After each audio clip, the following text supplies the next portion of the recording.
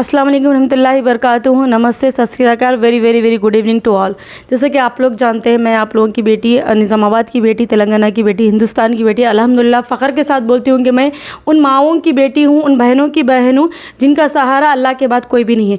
तो मुझे इस बात से फ़ख्र है, मुझे ना कोई बड़े बड़े अचीवमेंट चाहिए, ना मुझे बड़े बड़े अवार्ड चाहिए, ना मुझे करोड़ों की जायदाद चाहिए, ना ये घर ऐसे घरां चाहिए जो मैं लोगों की उम्मीद पर काम ना हो सकूँ। तो मुझे ऐसी चीज़ों में कोई इंटरेस्ट नहीं है। मुझे सिर्फ उन लोगों की, उन माँओं की दुआएं चाहिए, वो बहनों की खुशियाँ चाहिए जो आज मजबूर है।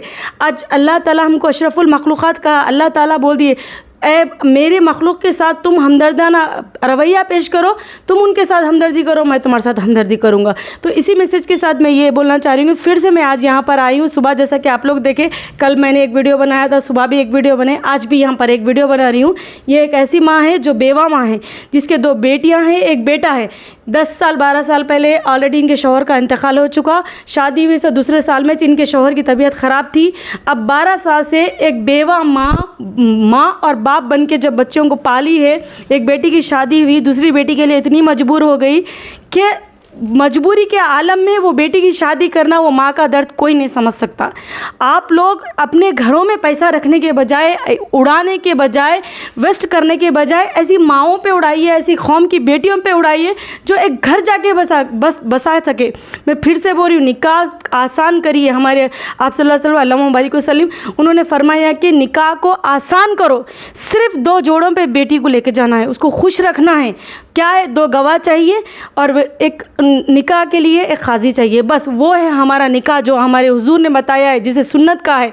ये माँ बेचारी कल 3 मई को शादी है, गेस्ट हाउस में है, बहुत मजबूर परेशान थे। अल्हम्दुलिल्लाह मेरे तक आगे। मैं उन तमाम लोगों का शुक्रिया अदा करती हूँ जो ये मेरे नेक काम में, मेरे फाउंडेशन में डोनेशन दिए। हमारे नज़ीर भाई है जिम वाले, जिन्होंने दिया है। फिर हमारे डॉक्टर साहब है वालगोड़ के इनायत भाई, और जो है सो लायकत भाई, वालगोड़ के लायकत डॉक्टर साहब, और ज़हीर आगरो वाले, और मेरे गुलबर्गा के एजाज़ भाई। उन तमाम भाइयों का मैं शुक्रिया अदा करती हूँ जो मुझसे जुड़े, इस नेक काम में आए। मेरे डोनेशन जो मेरा तलाश वेलफेयर जो मेरा ट्रस्ट है उसमें डोनेशन दिए। और ये मेरा जो एक जज्बा था, मेरा एक एहसास है कि मैं मेरे कौम के लिए कुछ करूँ।